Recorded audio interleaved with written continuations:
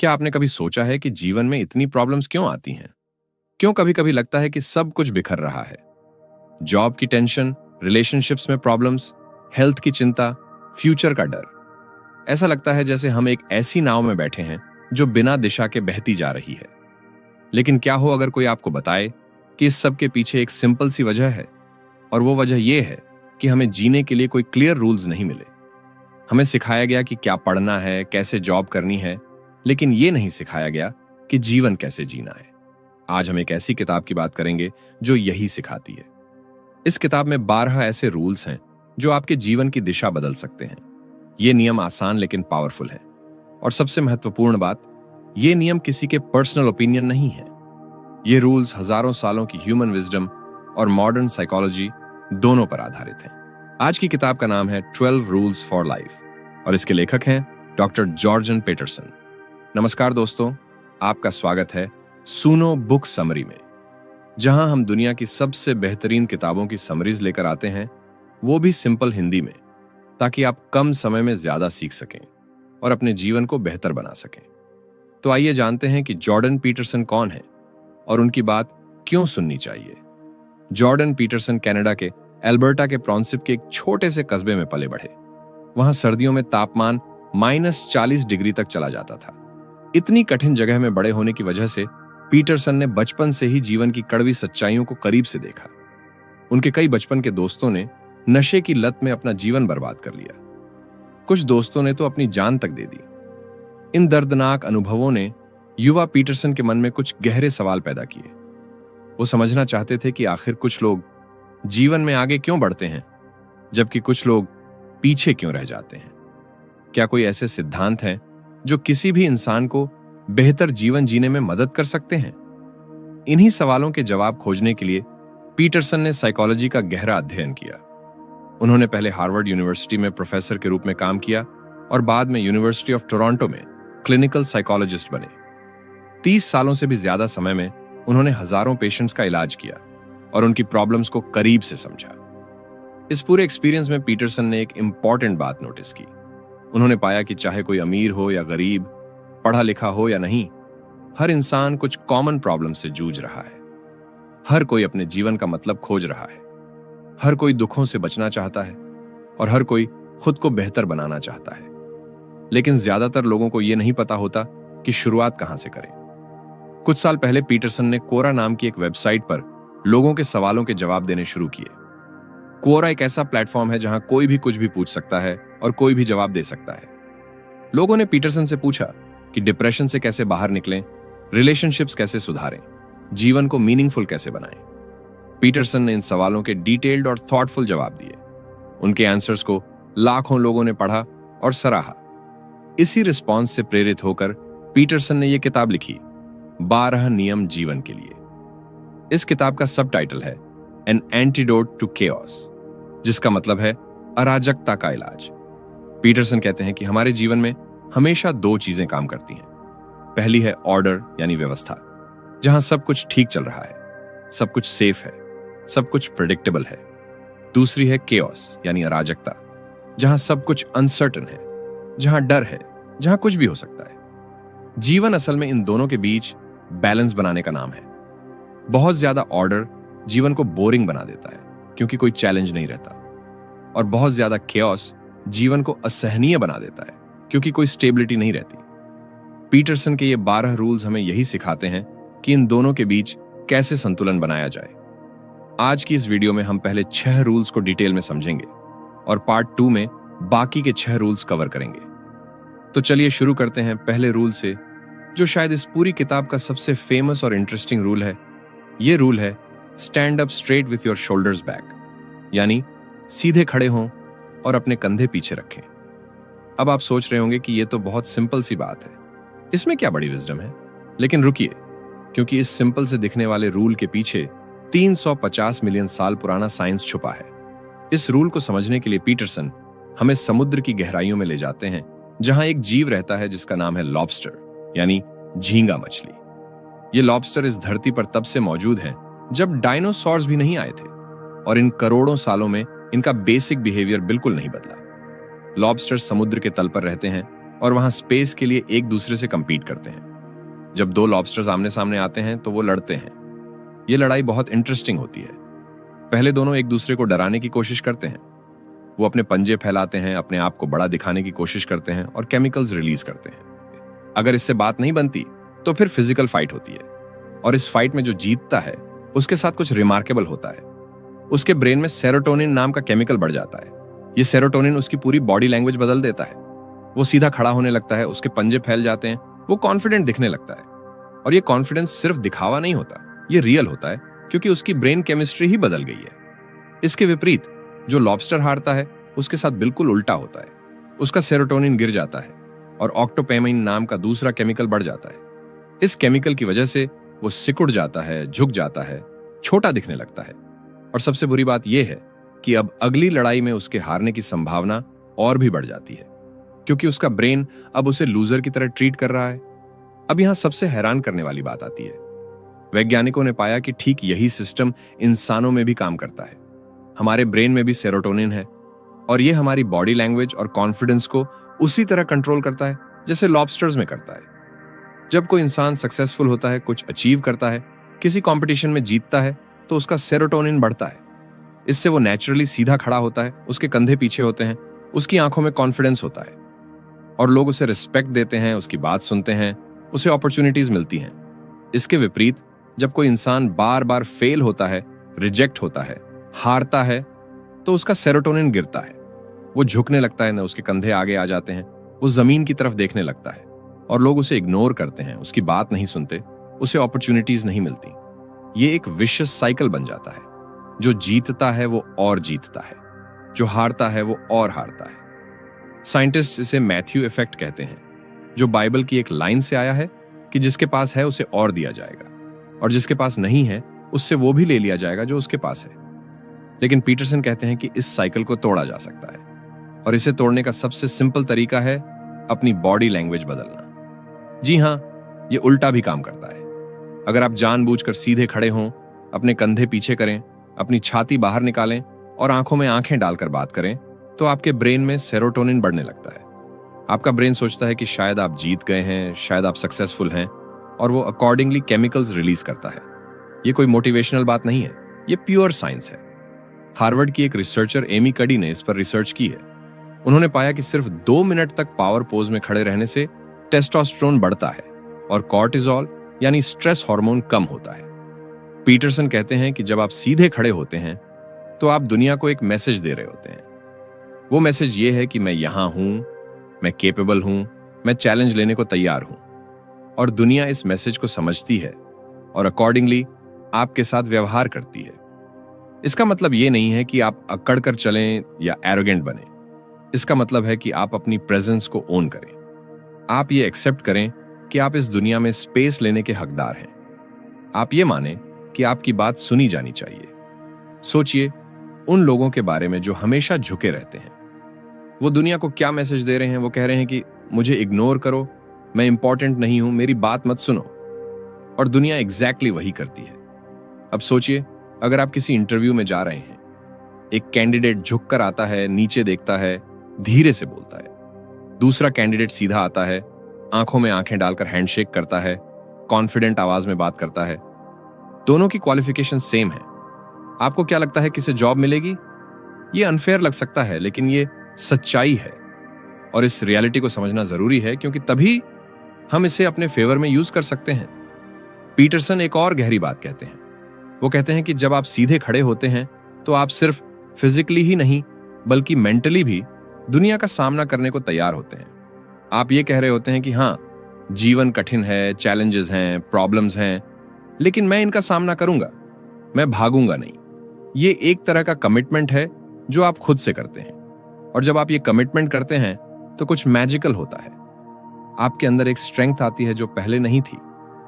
आप वो काम करने लगते हैं जो आप पहले टालते थे। आप वो बातें कहने लगते हैं जो आप पहले नहीं कह पाते थे। तो पहला रूल याद रखिए, सीधे खड़े हों, कंधे पीछे रखें। ये सिर्फ बॉडी लैंग्वेज नहीं है, ये एक डिक्लेरेशन है कि आप जीवन का सामना करने को तैयार हैं। दूसरा रूल है, treat yourself like someone you are responsible for helping. यानी अपने आप से वैसा व्यवहार करें जैसा आप किसी ऐसे व्यक्ति से करते हैं जिसकी देखभाल की जिम्मेदारी आप पर हो। इस रूल को समझने के लिए पीटरसन एक बहुत ही चौंकाने वाला फैक्ट बताते हैं। जब डॉक्टर्स मरीजों को कोई दवाई प्रिस्क्राइब करते हैं तो रिसर्च बताती है कि लगभग 1/3 मरीज वो दवाई सही से नहीं लेते। कुछ भूल जाते हैं, कुछ जानबूझकर नहीं लेते, कुछ बीच में छोड़ देते हैं। ये बात सीरियस बीमारियों में भी होती है जहां दवाई न लेने से जान जा सकती है। लेकिन अब इंटरेस्टिंग बात सुनिए। जब इन्हीं लोगों के पालतू जानवरों को कोई दवाई दी जाती है तो ये लोग बड़ी लगन से अपने कुत्ते या बिल्ली को वो दवाई देते हैं। एक डोज भी नहीं छोड़ते, टाइम पर देते हैं, पूरा कोर्स कंप्लीट करवाते हैं। सोचिए ये कितनी अजीब बात है। लोग अपने कुत्ते की सेहत का ख्याल खुद की सेहत से ज्यादा रखते हैं। अपनी दवाई भूल जाते हैं लेकिन कुत्ते की दवाई याद रहती है। पीटरसन पूछते हैं कि ऐसा क्यों होता है? हम अपने आप से इतना बुरा व्यवहार क्यों करते हैं? इसका जवाब थोड़ा गहरा है। पीटरसन कहते हैं कि हम खुद को बहुत अच्छी तरह जानते हैं। हम अपनी हर कमजोरी जानते हैं, हर गलती जानते हैं, हर बुरा विचार जानते हैं जो कभी हमारे मन में आया। हम जानते हैं कि हमने कब झूठ बोला, कब किसी को धोखा दिया, कब कोई गलत काम किया। ये सब हमें पता है और इसी वजह से कहीं ना कहीं हम मानने लगते हैं कि शायद हम इस लायक नहीं हैं कि हमारा ख्याल रखा जाए। शायद हम इतने अच्छे नहीं हैं। शायद हम पनिशमेंट के हकदार हैं, देखभाल के नहीं। लेकिन अपने कुत्ते के बारे में हम ऐसा नहीं सोचते। कुत्ता तो इनोसेंट है, उसने कोई पाप नहीं किया, वो तो बस प्यार देता है, इसलिए वो डिजर्व करता है कि उसका ख्याल रखा जाए। पीटरसन कहते हैं कि यह सोच गलत है। हां, आप परफेक्ट नहीं हैं। हां, आपने गलतियां की हैं। हां, आप में कमियां हैं। लेकिन इसका मतलब यह नहीं कि आप देखभाल के लायक नहीं हैं। इस बात को समझने के लिए पीटरसन एक एंशिएंट कॉन्सेप्ट की तरफ ले जाते हैं जो लगभग हर संस्कृति में मिलता है। यह कॉन्सेप्ट है ऑर्डर और केओस का। चीनी फिलॉसफी में इसे यिन और यांग कहते हैं। वो ब्लैक और व्हाइट का सिंबल जो आपने जरूर देखा होगा। इसमें व्हाइट हिस्सा ऑर्डर है और ब्लैक हिस्सा केओस है। और ध्यान दीजिए, दोनों में एक दूसरे का छोटा सा हिस्सा है। व्हाइट में ब्लैक का डॉट है और ब्लैक में व्हाइट का। इसका मतलब है कि ऑर्डर में हमेशा थोड़ा केओस छुपा है और केओस में हमेशा थोड़ा ऑर्डर। हमारा जीवन भी इसी तरह है। हम पूरी तरह अच्छे नहीं हैं और पूरी तरह बुरे भी नहीं हैं। हम दोनों का मिश्रण है और ये नॉर्मल है। ये ह्यूमन होने का हिस्सा है। पीटरसन कहते हैं कि जब आप ये समझ लेते हैं कि आप परफेक्ट नहीं हैं लेकिन फिर भी वैल्यूएबल हैं, तो आप अपना ख्याल रखना शुरू कर सकते हैं। अब सवाल यह है कि अपना ख्याल रखने का मतलब क्या है? इसका मतलब सिर्फ ये नहीं है कि आप अच्छा खाना खाएं या एक्सरसाइज करें। यह तो इंपॉर्टेंट है, लेकिन इससे भी ज्यादा इंपॉर्टेंट है कि आप अपने लिए सही डिसीजंस लें। पीटरसन एक बहुत अच्छी बात कहते हैं। वो कहते हैं कि अगर आपकी जिम्मेदारी किसी ऐसे व्यक्ति की होती जिसे आप सच में प्यार करते हैं, तो आप उसके लिए क्या करते? आप उसे हेल्थी खाना खिलाते, उसे एक्सरसाइज करवाते, उसे सही लोगों से मिलवाते, उसे गलत चीजों से दूर रखते, उसे अपॉर्चुनिटीज देते कि वो ग्रो कर सके। अब यही सब अपने लिए करें। यह सुनने में आसान लगता है लेकिन करना मुश्किल है, क्योंकि हम अपने सबसे बड़े क्रिटिक होते हैं।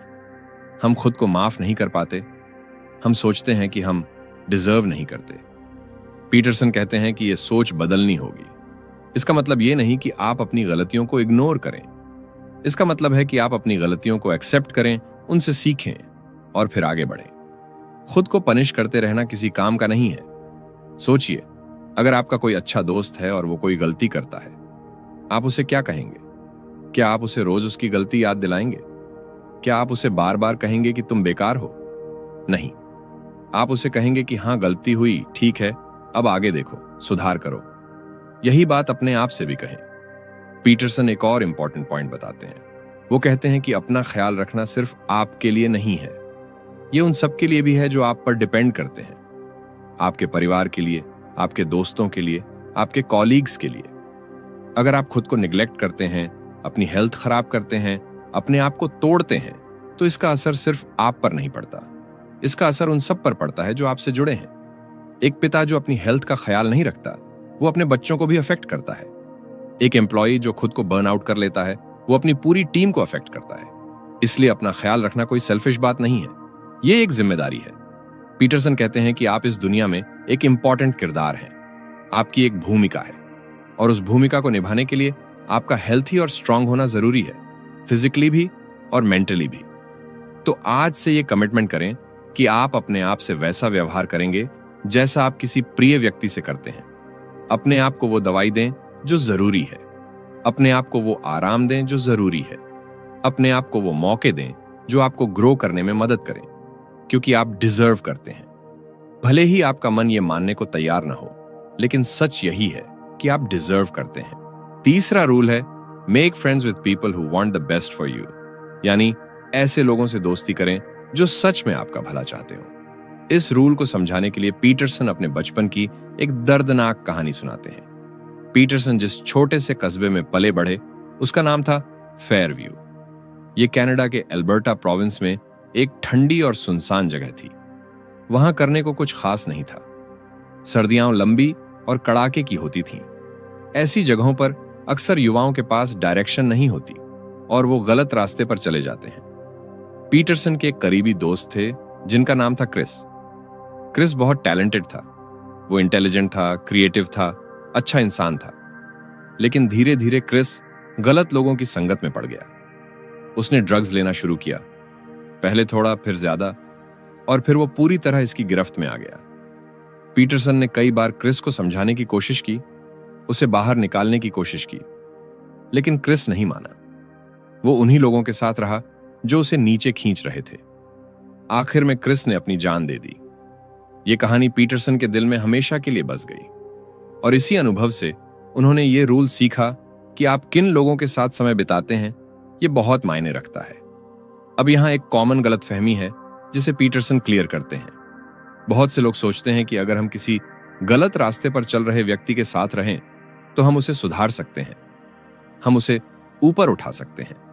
ये एक नोबल विचार लगता है।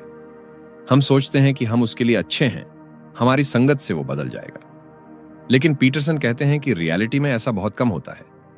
ज्यादातर केसेस में जो होता है वो ये है कि वो व्यक्ति आपको अपने लेवल पर खींच लेता है। आप उसे ऊपर नहीं उठा पाते, बल्कि वो आपको नीचे ले आता है। ये कोई थियोरी नहीं है, ये ऑब्जर्व्ड फैक्ट है। रिसर्च बताती है कि हम उन 5 लोगों का एवरेज होते हैं जिनके साथ सबसे ज्यादा समय बिताते हैं। उनकी सोच हमारी सोच बन जाती है, उनकी आदतें हमारी आदतें बन जाती हैं, उनका बिहेवियर हमारा बिहेवियर बन जाता है। पीटरसन एक इंपॉर्टेंट सवाल पूछते हैं। वो कहते हैं कि आप ये कैसे जानेंगे कि कोई व्यक्ति आपका सच में भला चाहता है या नहीं? इसका जवाब है कि देखिए, वो आपकी सक्सेस पर कैसे रिएक्ट करता है। जब आपको कोई अच्छी खबर मिलती है, जब आप कुछ अचीव करते हैं, जब आपकी लाइफ में कुछ अच्छा होता है, तब आपके दोस्त कैसे रिएक्ट करते हैं? क्या वो जेन्युइनली खुश होते हैं या उनके चेहरे पर एक सटल सी निराशा दिखती है? सच्चा दोस्त आपकी सक्सेस से खुश होता है, वो सेलिब्रेट करता है, वो आपको और आगे बढ़ने के लिए इंकरेज करता है। लेकिन जो दोस्त आपका भला नहीं चाहता, वो आपकी सक्सेस से थ्रेटन्ड फील करता है, वो आपको नीचा दिखाने की कोशिश करता है, वो आपकी अचीवमेंट्स को छोटा करता है। वो कहता है कि इसमें कौन सी बड़ी बात है, या भाग्य से हो गया, या देखो अभी असली टेस्ट बाकी है। ऐसे लोग आपको आगे नहीं बढ़ने देते। वो आपको वहीं रोक कर रखना चाहते हैं जहां वो खुद हैं, क्योंकि अगर आप आगे बढ़ गए तो उन्हें अपनी असफलता का सामना करना पड़ेगा। पीटरसन एक और बात कहते हैं जो बहुत इंपॉर्टेंट है। वो कहते हैं कि कभी कभी हम जानबूझकर ऐसे लोगों के साथ रहते हैं जो हमसे कम सक्सेसफुल हैं या गलत रास्ते पर हैं, और इसकी वजह यह होती है कि उनके साथ रहकर हमें अपने बारे में अच्छा फील होता है। हम सोचते हैं कि कम से कम हम इनसे तो बेहतर हैं। ये एक खतरनाक ट्रैप है। इस ट्रैप में फंसकर हम खुद को चैलेंज करना बंद कर देते हैं। हम अपने कंफर्ट जोन में रह जाते हैं, हम ग्रो करना बंद कर देते हैं, और धीरे धीरे हम भी उन्हीं जैसे बन जाते हैं। पीटरसन कहते हैं कि अगर आप सच में बेहतर बनना चाहते हैं तो आपको ऐसे लोगों के साथ समय बिताना होगा जो आपसे आगे हैं, जो उन चीजों में सक्सेसफुल हैं जिनमें आप सक्सेसफुल होना चाहते हैं, जो आपको चैलेंज करें, आपसे सवाल पूछें, आपको अनकंफर्टेबल फील करवाएं। हाँ, ये अनकंफर्टेबल होगा, आप कभी कभी छोटा फील करेंगे, आपका ईगो हर्ट होगा, लेकिन यही डिस्कंफर्ट आपको ग्रो करवाएगी। एक और बात जो पीटरसन बताते हैं वो ये है कि सच्ची दोस्ती में ऑनेस्टी होती है। जो दोस्त आपका भला चाहता है वो आपसे सच बोलेगा, भले ही वो सच सुनने में अच्छा न लगे। वो आपको बताएगा कि आप कहां गलत हैं। वो आपको रोकेगा जब आप कोई गलती करने वाले हो। वो आपकी हर बात पर हाँ नहीं करेगा। जो दोस्त हमेशा आपकी हर बात मानता है, हर डिसीजन को सपोर्ट करता है, कभी आपको चैलेंज नहीं करता, वो एक्चुअली में आपका दोस्त नहीं है। वो या तो आपसे कुछ चाहता है या उसे आपकी परवाह नहीं है। पीटरसन खुद के बारे में बताते हैं कि उनके जो सबसे अच्छे दोस्त हैं वो वही हैं जो उन्हें सच बताते हैं, जो उनसे असहमत होते हैं, जो उन्हें चैलेंज करते हैं। और इसी वजह से पीटरसन आज वो हैं जो हैं। तो इस रूल का प्रैक्टिकल एप्लीकेशन क्या है? पहला, अपने आसपास के लोगों को इवैल्यूएट करें। देखें कि कौन आपकी सक्सेस से खुश होता है और कौन नहीं, कौन आपको आगे बढ़ने में मदद करता है और कौन आपको रोकता है। दूसरा, जो लोग आपको नीचे खींच रहे हैं उनसे धीरे धीरे दूरी बनाएं। यह मतलब ये नहीं कि आप उनसे लड़ें या बुरा व्यवहार करें, बस अपना समय और एनर्जी उन पर कम खर्च करें। तीसरा, ऐसे लोगों को खोजें जो आपसे आगे हैं, उनसे सीखें, उनके साथ समय बिताएं, उनसे गाइडेंस लें। याद रखिए, आप किन लोगों के साथ समय बिताते हैं ये आपके फ्यूचर को डिफाइन करता है। सही लोगों का साथ आपको ऊंचाइयों तक ले जा सकता है और गलत लोगों का साथ आपको बर्बाद कर सकता है। पीटरसन के दोस्त क्रिस के साथ यही हुआ। उसने गलत लोगों को चुना और अपनी जान गंवा दी। यह कहानी हमें याद दिलाती है कि दोस्ती का चुनाव कितना सीरियस डिसीजन है। तो आज से यह सोचना शुरू करें कि आपके जीवन में कौन से लोग हैं और वो आपको किस डायरेक्शन में ले जा रहे हैं। चौथा नियम है, compare yourself to who you were yesterday, not to who someone else is today. यानी अपनी तुलना कल के खुद से करें, आज के किसी और से नहीं। यह नियम सुनने में बहुत सिंपल लगता है, आपने ये बात पहले भी सुनी होगी, लेकिन पीटरसन इसे एक नई गहराई से समझाते हैं। आज के समय में तुलना करना बहुत आसान हो गया है। आप सुबह उठते हैं, फोन उठाते हैं और देखते हैं कि आपका कोई जानने वाला विदेश घूम रहा है, कोई नई गाड़ी खरीद रहा है, कोई तरक्की पा रहा है, कोई शादी कर रहा है, कोई बच्चे के साथ खुश तस्वीरें डाल रहा है, और आप वहीं बैठे हैं अपनी उन्हीं पुरानी समस्याओं के साथ। ये देखकर मन में एक कड़वाहट आती है, एक भारीपन आता है। लगता है कि सब आगे निकल गए और हम पीछे रह गए। पीटरसन कहते हैं कि ये सोच हमें अंदर से तोड़ देती है। और सबसे बुरी बात यह है कि यह तुलना पूरी तरह गलत है। क्यों गलत है, इसे समझिए। जब आप किसी और से अपनी तुलना करते हैं तो आप एक्चुअली में क्या कर रहे हैं? आप अपनी पूरी जिंदगी की तुलना उस व्यक्ति की जिंदगी के सिर्फ एक हिस्से से कर रहे हैं, वो हिस्सा जो वो दिखाना चाहता है। आपको उसके संघर्ष नहीं दिखते, उसकी रातों की नींद नहीं दिखती, उसके डर नहीं दिखते, उसकी असफलताएं नहीं दिखती। आपको सिर्फ वो दिखता है जो वो दुनिया को दिखाना चाहता है। यह ऐसा है जैसे आप अपने रफ ड्राफ्ट की तुलना किसी की फाइनल कॉपी से कर रहे हो।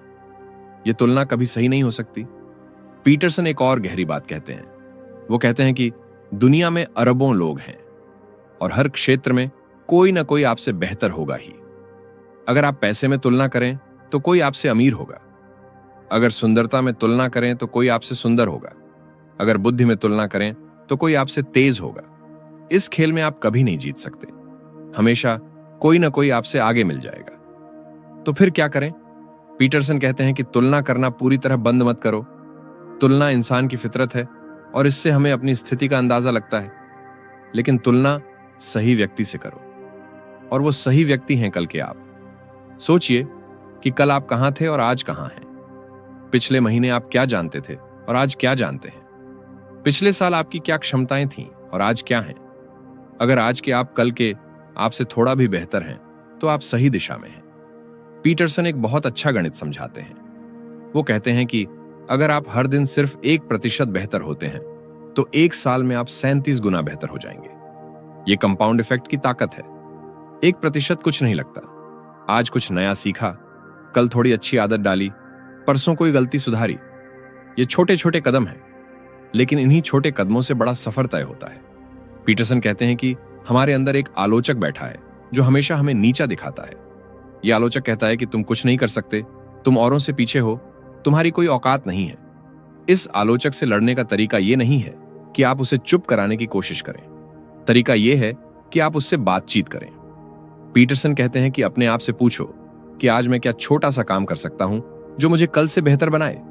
यह काम इतना छोटा होना चाहिए कि आप उसे टाल ना सकें। शायद 10 मिनट की पढ़ाई, शायद 10 मिनट की कसरत, शायद एक फोन जो आप टाल रहे थे, शायद एक माफी जो देनी बाकी थी। इन छोटे कामों को करते जाइए और फिर देखिए कि कुछ महीनों बाद आप कहां पहुंचते हैं। पीटरसन एक और महत्वपूर्ण बात बताते हैं। वो कहते हैं कि जब आप खुद से तुलना करते हैं तो आपको अपने आप को ईमानदारी से देखना होगा। आपको स्वीकार करना होगा कि आप कहां कमजोर हैं, कहां आपने गलतियां की हैं, कहां आप बेहतर कर सकते थे। यह आसान नहीं है। अपनी कमियों को देखना दर्दनाक होता है, लेकिन जब तक आप अपनी कमियों को नहीं देखेंगे, आप उन्हें सुधार नहीं पाएंगे। पीटरसन कहते हैं कि जिंदगी को एक खेल की तरह देखो जो आप खुद से खेल रहे हो। इस खेल में जीतने का एक ही तरीका है, कल से बेहतर होना। हर दिन, हर रोज, थोड़ा थोड़ा। कभी कभी आप गिरेंगे, कभी कभी आप पीछे जाएंगे, ये होगा। लेकिन जब तक ओवरऑल डायरेक्शन सही है, जब तक आप समय के साथ आगे बढ़ रहे हैं, तब तक आप सही रास्ते पर हैं। और सबसे सुंदर बात यह है कि इस खेल में आपका कोई प्रतिद्वंद्वी नहीं है। आप किसी को हराने की कोशिश नहीं कर रहे, आप सिर्फ खुद को बेहतर बनाने की कोशिश कर रहे हैं। और इस खेल में हर कोई जीत सकता है। तो अगली बार जब आप किसी को देखकर निराश हों, खुद को याद दिलाइए कि उनकी कहानी उनकी है और आपकी कहानी आपकी। आपका मुकाबला उनसे नहीं है, आपका मुकाबला कल के आपसे है। बस एक सवाल पूछिए खुद से, क्या आज का मैं कल के मुझसे बेहतर है? अगर जवाब हां है, तो आप जीत रहे हैं। 5वां नियम है, do not let your children do anything that makes you dislike them. यानी अपने बच्चों को ऐसा कुछ न करने दें जिससे आप उन्हें नापसंद करने लगें। अब यह नियम सुनने में थोड़ा कठोर लग सकता है। कोई अपने बच्चों को नापसंद कैसे कर सकता है? लेकिन पीटरसन जो बात कह रहे हैं वो बहुत गहरी है और हर माता पिता को, बल्कि हर व्यक्ति को समझनी चाहिए। पीटरसन कहते हैं कि आजकल एक विचारधारा बहुत प्रचलित है। वो ये है कि बच्चे जन्म से पूरी तरह मासूम और अच्छे होते हैं। अगर कोई बच्चा गलत काम करता है तो इसमें उसकी गलती नहीं है। गलती समाज की है, व्यवस्था की है, परिस्थितियों की है। यह विचार एक फ्रांसीसी दार्शनिक जीन जैक रूसो ने दिया था। रूसो का मानना था कि इंसान जन्म से अच्छा होता है और समाज उसे बिगाड़ता है। लेकिन पीटरसन कहते हैं कि यह सोच पूरी तरह गलत है और इस गलत सोच ने पालन पोषण को बहुत नुकसान पहुंचाया है। पीटरसन एक दिलचस्प उदाहरण देते हैं। वो जेन गुडॉल की बात करते हैं, जो प्रसिद्ध वैज्ञानिक थीं जिन्होंने अपना जीवन चिंपैंजियों के अध्ययन में लगाया। जब गुडॉल ने पहली बार चिंपैंजियों को देखा तो उन्हें लगा कि ये कितने प्यारे और मासूम प्राणी हैं। लेकिन सालों के अध्ययन के बाद उन्होंने कुछ चौंकाने वाला देखा। उन्होंने देखा कि चिंपैंजी एक दूसरे को मारते हैं, यहां तक कि एक समूह दूसरे समूह पर हमला करके उन्हें मार डालता है। उन्होंने देखा कि चिंपैंजी क्रूर हो सकते हैं, हिंसक हो सकते हैं, स्वार्थी हो सकते हैं। पीटरसन कहते हैं कि इंसान भी ऐसे ही हैं। हम जन्म से न पूरी तरह अच्छे होते हैं, न पूरी तरह बुरे। हमारे अंदर दोनों संभावनाएं होती हैं, अच्छाई की भी और बुराई की भी। और यही माता पिता की भूमिका आती है। माता पिता का काम है कि वो बच्चे को सभ्य बनाएं, उसे सिखाएं कि समाज में कैसे रहना है, क्या सही है और क्या गलत, कहां रुकना है और कहां आगे बढ़ना है। अगर माता पिता ये काम नहीं करते तो समाज करेगा, और समाज इतना दयालु नहीं होता। पीटरसन एक उदाहरण देते हैं। सोचिए, एक बच्चा है जिसे कभी ना नहीं सुनाई गई, जो चाहे करता है, किसी की नहीं सुनता, अपनी मर्जी का मालिक है। अब यह बच्चा जब बड़ा होगा और बाहरी दुनिया में जाएगा तो क्या होगा? वो किसी की नहीं सुनेगा, अपनी मनमानी करेगा, नियम तोड़ेगा, और फिर दुनिया उसे सबक सिखाएगी। वो सबक कठोर होगा। नौकरी से निकाला जाएगा, रिश्ते टूटेंगे, कानूनी परेशानियां होंगी। पीटरसन कहते हैं कि माता पिता के लिए बच्चे को ना सुनाना कठिन है, डांटना कठिन है, सजा देना कठिन है। लेकिन यह कठिनाई प्रेम है, यह क्रूरता नहीं है। जो माता पिता बच्चे को कभी ना नहीं सुनाते, वो सोचते हैं कि वो बच्चे से प्रेम कर रहे हैं, लेकिन असल में वो बच्चे को नुकसान पहुंचा रहे हैं। वो बच्चे को एक ऐसी दुनिया के लिए तैयार नहीं कर रहे जो कठोर है, जो प्रतिस्पर्धी है, जो माफ नहीं करती। पीटरसन अपने अनुभव से बताते हैं। वो कहते हैं कि उन्होंने अपने बच्चों के लिए कुछ स्पष्ट नियम बनाए थे, और जब बच्चे उन नियमों को तोड़ते थे तो परिणाम भुगतने पड़ते थे। क्या इससे बच्चे नाराज होते थे? हां, कभी कभी। लेकिन इससे उन्होंने सीखा कि हर काम के परिणाम होते हैं, और यह सबक जितनी जल्दी सीख लो उतना अच्छा। पीटरसन एक बहुत गहरी बात कहते हैं। वो कहते हैं कि अगर आप अपने बच्चे को अनुशासन नहीं सिखाते तो धीरे धीरे आप उसे नापसंद करने लगेंगे। आप चाहे स्वीकार करें या ना करें, लेकिन जब बच्चा बार बार गलत व्यवहार करेगा, जब वो आपकी बात नहीं मानेगा, जब वो दूसरों के साथ बुरा बर्ताव करेगा तो आपके मन में एक कड़वाहट आएगी और ये कड़वाहट रिश्ते को खराब कर देगी। आप बच्चे से दूर होते जाएंगे और बच्चा भी ये महसूस करेगा कि कुछ गलत है। इसलिए पीटरसन कहते हैं कि बच्चों को सीमाएं दीजिए, नियम बनाइए, और जब वो नियम टूटें तो परिणाम दीजिए। लेकिन ये सब प्रेम से होना चाहिए, गुस्से से नहीं। पीटरसन कहते हैं कि अनुशासन का मतलब मारपीट नहीं है। अनुशासन का मतलब है स्पष्ट सीमाएं और उन सीमाओं को तोड़ने के स्पष्ट परिणाम। एक छोटा उदाहरण लीजिए। बच्चा खिलौने से खेल रहा है और फिर उसे जमीन पर फेंक देता है। आप कहते हैं कि खिलौना उठाओ। बच्चा नहीं उठाता। अब आपके पास दो विकल्प हैं। पहला, आप खुद उठा लें और सोचें कि छोटा है, कर लेगा बड़ा होकर। दूसरा, आप बच्चे को समझाएं कि जब तक खिलौना नहीं उठाएगा खेलना बंद, और इस बात पर अड़े रहें। दूसरा रास्ता कठिन है। बच्चा रोएगा, चिल्लाएगा, नाराज होगा, लेकिन इससे वो एक सबक सीखेगा कि हर काम की जिम्मेदारी होती है। पीटरसन कहते हैं कि यह नियम सिर्फ बच्चों पर ही नहीं बल्कि हम पर भी लागू होता है। हमें भी खुद के लिए सीमाएं बनानी चाहिए। हमें भी खुद को अनुशासन सिखाना चाहिए, क्योंकि बिना अनुशासन के न तो बच्चे सफल हो सकते हैं और न ही बड़े। अनुशासन बंधन नहीं है, अनुशासन स्वतंत्रता है। क्योंकि जब आप अनुशासित होते हैं तो आप वो कर पाते हैं जो करना चाहते हैं। जब आप अनुशासित नहीं होते तो आप अपनी इच्छाओं के गुलाम बन जाते हैं। तो इस नियम से क्या सीखें? अगर आप माता पिता हैं तो अपने बच्चों को प्रेम से लेकिन दृढ़ता से अनुशासन सिखाएं। उन्हें ना सुनाना सीखें, उन्हें सीमाएं दें। ये उनके भले के लिए है। और अगर आप माता पिता नहीं भी हैं तो भी ये नियम आप पर लागू होता है। खुद को अनुशासित करें, अपने लिए नियम बनाएं और उन नियमों का पालन करें, क्योंकि बिना अनुशासन के जिंदगी अराजकता बन जाती है। छठा नियम है set your house in perfect order before you criticise the world. यानी दुनिया की आलोचना करने से पहले अपना घर व्यवस्थित करो। यह नियम एक बहुत गहरे सवाल से शुरू होता है। कभी कभी जिंदगी में ऐसा लगता है कि सब कुछ गलत है। व्यवस्था गलत है, समाज गलत है, सरकार गलत है, लोग गलत हैं। हर तरफ अन्याय है, भ्रष्टाचार है, बेईमानी है। ऐसे में मन में एक कड़वाहट आती है, एक गुस्सा आता है। कुछ लोग इस गुस्से को दुनिया पर निकालते हैं। वो सोचते हैं कि समस्या बाहर है, इसलिए समाधान भी बाहर खोजना होगा। वो व्यवस्था को बदलना चाहते हैं, क्रांति लाना चाहते हैं, सब कुछ तोड़कर नया बनाना चाहते हैं। लेकिन ये किताब एक अलग नजरिया देती है। इस नियम को समझने के लिए एक भयानक लेकिन जरूरी विषय पर बात करनी होगी। वो विषय है उन लोगों का जिन्होंने स्कूलों में गोलीबारी की, जिन्होंने निर्दोष लोगों की जान ली। जब ऐसी घटनाएं होती हैं तो हम पूछते हैं कि ये कैसे हुआ? इंसान इतना क्रूर कैसे हो सकता है?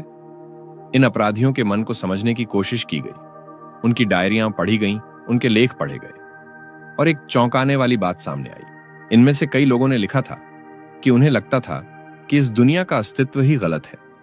जिंदगी सिर्फ दुख है, इंसान बुरे हैं और इस बुरी दुनिया को सजा मिलनी चाहिए।